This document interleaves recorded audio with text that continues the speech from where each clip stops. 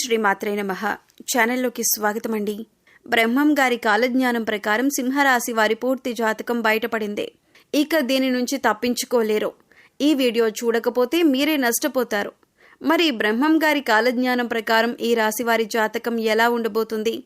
వారికి ఆగస్టు 25, 26 తేదీల్లో ఏ విషయాల్లో జాగ్రత్తగా ఉండాలి? అలాగే మీరు చేసుకోవలసిన దేవతారాధన, పాటించవలసిన పరిహారాల గురించి ఈ వీడియోలో మనం వివరంగా తెలుసుకుందాం. కానీ అంతకంటే ముందుగా మన ఛానల్ని ఎవరైనా సబ్స్క్రైబ్ చేసుకోకపోయినట్లయితే సబ్స్క్రైబ్ చేసుకొని పక్కనే ఉన్న బెల్ ఐకాన్ నొక్కి ఆల్ సెలెక్ట్ చేసుకుంటే మేము ఇలాంటి వీడియోస్ అప్లోడ్ చేయగానే ముందుగా మీకు నోటిఫికేషన్ వస్తుంది. అలాగే వీడియో నచ్చినట్లయితే లైక్ చేసి మీ ఫ్రెండ్స్కి షేర్ చేసుకోవడం మర్చిపోకండి. అలాగే వీడియోని ఎక్కడా కూడా స్కిప్ చేయకుండా చివరి వరకు చూస్తేనే మేమేం చెబుతున్నామో మీకు పూర్తిగా అర్థమవుతుంది.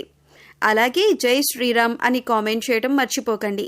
ఇక వివరాల్లోకి వెళితే, ప్రస్తుతం నడుస్తున్న రోజుల్లో ఈ రాశి వారికి గురుగ్రహం అనుకూలించటం వల్ల వీరికి వృత్తి, ఉద్యోగ, వ్యాపారాల్లో ఎటువంటి ఇబ్బందులు లేకుండా ముందుకు వెళ్తారు.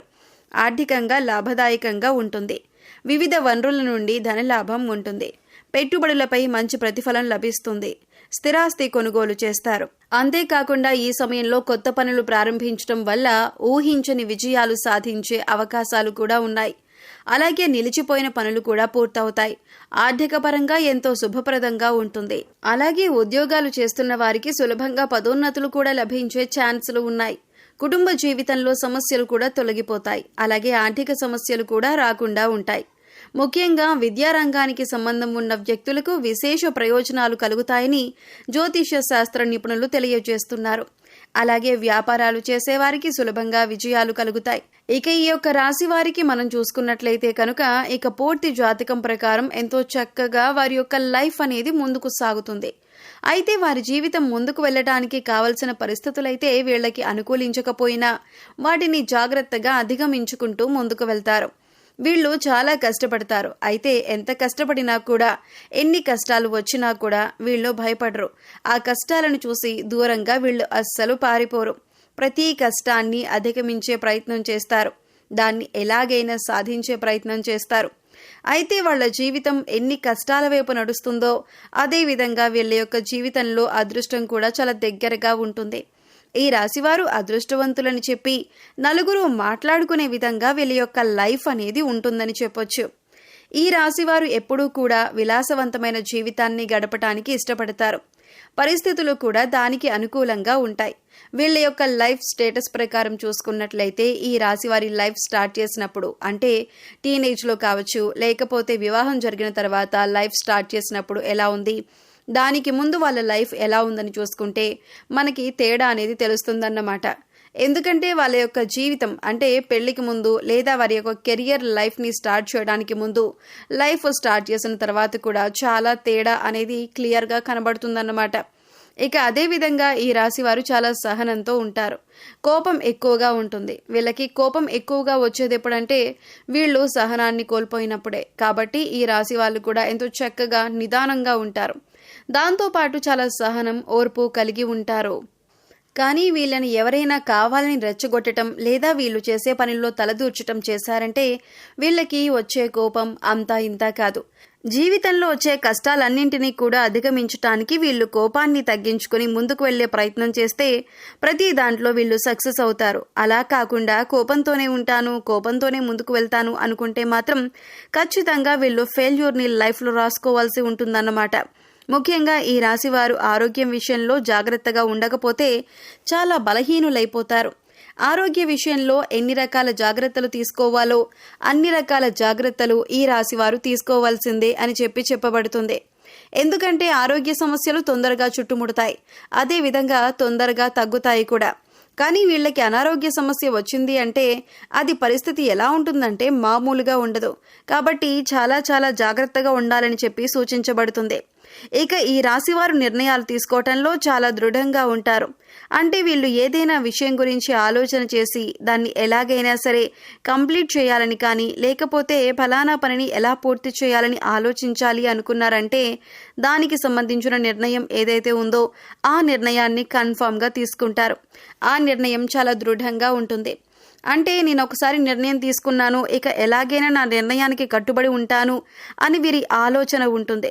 ఒక రకంగా మొండి వైఖరి ఉంటుందని చెప్పుకోవచ్చు. ఇటువంటి దృఢమైన నిర్ణయాలు తీసుకోవటం వల్ల ఒక్కొక్కసారి మొండితనం పెరిగి ఒక్కోసారి నష్టాలు కూడా వస్తాయి. కాబట్టి ఈ రాశివారు కోపాన్ని తగ్గించుకోవాలి. మొండి వైఖరితో ముందుకు వెళ్లే స్వభావాన్ని తగ్గించుకోవాలి. నిర్ణయాలు తీసుకునేటప్పుడు ఆచితూచి అడుగులు వేయాలి. నాకు తోచింది నేను చేస్తాను, నా నిర్ణయం నాది అనే వైఖరితో, అలాంటి ఆలోచనలతో ముందుకు వెళ్ళకూడదు. వీళ్ళు మొండి పట్టుదలను వదలాలి. అయితే ఈ రాశివారు మొండిగా ఉంటారు, బలవంతులు అంటున్నారు, వాళ్ళు అనుకున్నదే చేస్తారని అంటున్నారు. మరి ఎక్కడా లొంగరా అనే విషయానికొస్తే ఖచ్చితంగా వీళ్ళు ప్రేమ విషయంలో తల్లి ప్రేమకు మాత్రమే వీళ్ళు దాసోహం అవుతారని చెప్పొచ్చు. ఎందుకంటే ప్రతి ఒక్కరికి కూడా ఒక వీక్ పాయింట్ ఉంటుంది కదా. అలా ఈ రాశివారు ఎంత కోపిష్ఠులుగా ఉన్నా, మొండివాళ్లుగా ఉన్నా, అనుకున్నది సాధించడానికి ఏదైనా చేసేవారుగా ఉన్నా కూడా ఏదో ఒక చోట ఆగే పరిస్థితి ఉంటుంది. అలా అనేటటువంటి పరిస్థితి కానీ, హక్కు కానీ తల్లికి మాత్రమే ఇస్తారు. ఇక ఎవరి మాట వినిపించుకోరు. ఒక రకంగా చెప్పాలంటే ఈ రాశి వారికి తల్లి ప్రేమ అంటే చాలా ఇష్టం. తల్లి ప్రేమ వెనకాల వీళ్ళు ఉండటానికి ఇష్టపడుతుంటారు. ఇక ఈ రాశివారికి ఉన్న మరొక బలహీనత ఏంటి అంటే, ఈ రాశివారు ఎవరినైనా ప్రేమిస్తే కనుక ఆ వ్యక్తి ప్రేమకు లొంగిపోతారు. అంటే వాళ్ళ చేతిలో కీలుబొమ్మగా మారిపోతారు. కొంతమంది వారి యొక్క భాగస్వామి లేదా ప్రేమించిన వ్యక్తి యొక్క ప్రేమకు లొంగిపోయారు అంటే ఇక ఈ రాశివారు వాళ్ళ చేతిలో కీలుబొమ్మగా మారిపోతారు. ఎలాంటి కార్యాన్నైనా కూడా వీళ్ళు సులభంగా చేసేస్తారు. అది కూడా ఎప్పుడు వాళ్ళు ఏం చెప్తే అది అన్న రీతిలో ముందుకు వెళ్ళేటటువంటి పరిస్థితిలోకి కొంతమంది వచ్చేస్తారు.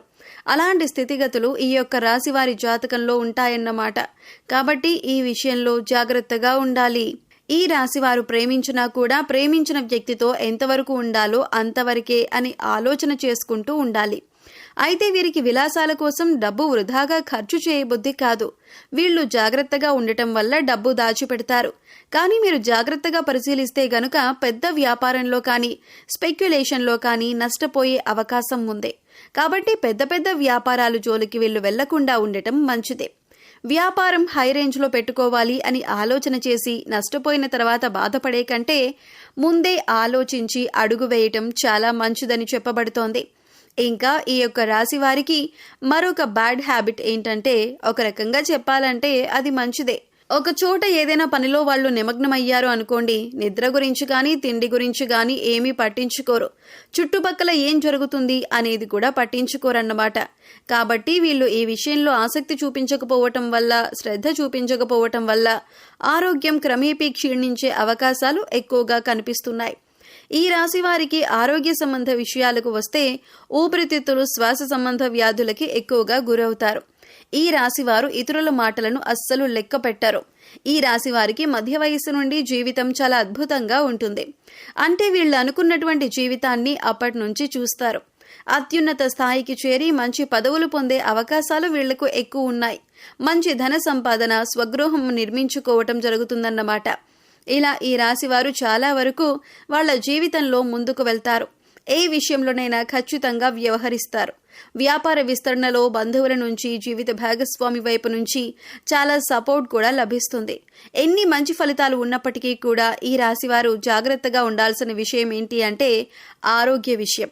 అలాగే ఆరోగ్య విషయంలో జాగ్రత్తగా ఉండకపోతే మీకొచ్చే అనారోగ్య సమస్యల నుంచి తప్పించుకోలేరు.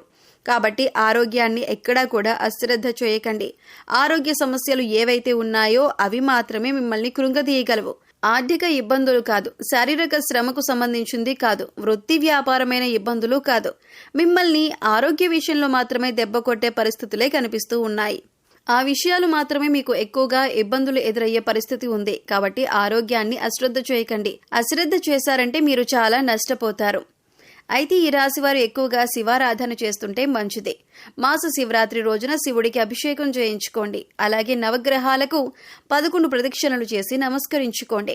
గోమాతకు గడ్డి తినిపించండి. సమయం దొరికినప్పుడు గోసేవ చేసుకోవటానికి ప్రయత్నించండి.